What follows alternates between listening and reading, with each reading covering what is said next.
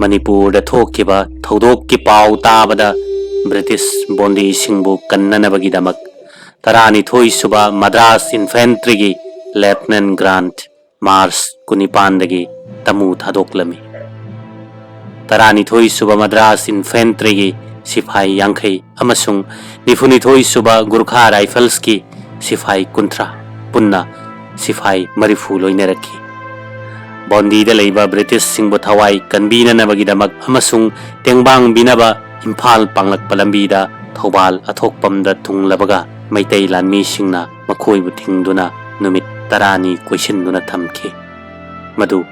मैतै लानमी चमरी रोमनने पाव असि तारदुना लंगथबालदा लैरंबा ब्रिटिश सिपाही सिंग अदु पुदुना जमादार बीरबल थपाना थौबाल अथोकपमदा लेफ्टिनेंट ग्रांट उनब चलमी मखोइबु ताननबा कोनुंगदगी हौजौ सना यास्कुल लाकपबु थारमे यास्कुल लाकपबु महाकी चही 13 खक्ता ngairiba मचानिपा संगोई सनाना तुंगिलमे ब्रिटिश लानमी सिंग अदुगा यास्कुल लाकपगा ख्रिस्ताब्द लिसिंग अमगा चनिपान मरिबुद्रा माथोइगी एप्रिल तांग 5 नोंमाइजिंग नुमितकी नुमित युंगबा मतुंग पुंग 3 ताबदा थौबाल अथोकपमदा थेंगनखि मणिपुर खक्तगी नतना भारत की लानफम पुनमक्तगी ख्वाइदगी हेना गुरखा राइफल सीखिबा मफमदी थौबाल अथोकपमदनी यास्कुल लाकपगी अहानब खोंजंगदा गुरखा सिपाही मसिंग लांगमदना हातखे पाकसन्ना अशीब हक्सांग तादुना लेरमी मैतैया चौबा माई पाकपगी आशा उरुरबनी अदुबु शीरबनी हाइना खनबा सिपाही अमना कापथोरकपा नोंमै मरुना पानबदगी यास्कुल लाकपा सीखे मपाबुंगी अशीब हक्सांग कोनसिल्लुबदा संगोई सनासु पानदुना मपाबुंगी मतुंग हिनखि लोइनना अतोप्पा मैतै 5 अमसु सीखि लेफ्टिनेंट ग्रांटना मफम अदुदा यौसल्लक्तुना अटैक तौरकपदगी मैतै लानमी सिंग अदु काइदुना मही मही चेनखि एप्रिल तांग 9 दगी लेफ्टिनेंट ग्रांट मफम अदुदगी हंदोखि महाकपु मैतै लानमी चामरी मुक्ना पलेन योब फावबा तानखि पलेन योब कांददी तरानिथोई सुबा मद्रास इन्फेंट्री की कैप्टन प्रेसक्रेप की लमजिंग मखादा महाकी लानमी सिंग अदु यौसल्लक्पदगी मैतै लानमी सिंग काइदुना चेनखि कैप्टन प्रेसक्रेप तसेंगबदी तुमु खोंचत अमगिदमक लानमी चामगा लोइनना एप्रिल तांग 19 दा औतांग थादोरखिबनी लेफ्टिनेंट ग्रांट की पाव ताबदा महाकपु मतेंग पांगनबगिदमक खुदक्ता पलेन पांगलक्खिबनी इकुई कुइदना 19 सुबा गुरखा रेजिमेंट की major sir CH Charles Leslie सु पलेन द थुंगलखि ब्रिगेडियर जनरल टी ग्राहम की तुमु कलम लाकपा फावबा मखोई पुमनमक पलेल केम सादुना लैखि मतम मदुदगी खोंजोम लान लोइबा फावबा ब्रिटिश की हेडक्वार्टर्स पलेन द ओइरखिबनी मिस्टर क्विंटन ना विश्वासघात तौदुना तिकेंद्रजितपु नमदुना फागे होटनरुबगी महुत्ता जुबराज तिकेंद्रजितना महाक्तुम विश्वासघात तौदुना हातपीख्रे महाक खक्तनतना महाकी खोंगलोई अयाम्बा हातख्रे सिहौदबा मी 190 रोमना कैसुम संगदा बंदी ओइना थमख्रे मखोइगी मनुंगदा पोस्ट मास्टर आशुतोष मुखर्जी अमसुंग टेलीग्राफ की मियोइसिंगसु याउरी अतैदी लानमी अमदी चीफ कमिश्नर की तुंगिलक्पा अमसुंग पॉलिटिकल एजेंसी की मी ngaktani मणिपुर थोकिबा थौदोक असिगी पाव अदु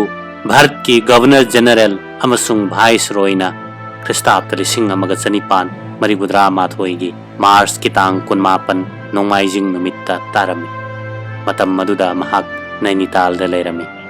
महाकी कुमाउन सिंगितूर प्रोग्राम कथत्तुना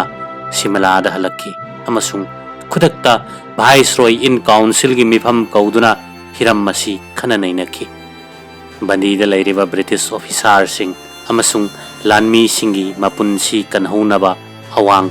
नोंगपोक अमसुंग नोंगचुप माइकई अहुमदा तेंगोल थाजिंदुना मणिपुरदा लांदानबा वारेप नखी अवांग लोमदा कोहिमा फाउदुना मणिपुरदा चंगदबा लानमी तेंगोल गिलुचिंगबा ब्रिगेडियर जनरल H कॉलेज CB ना ओइकी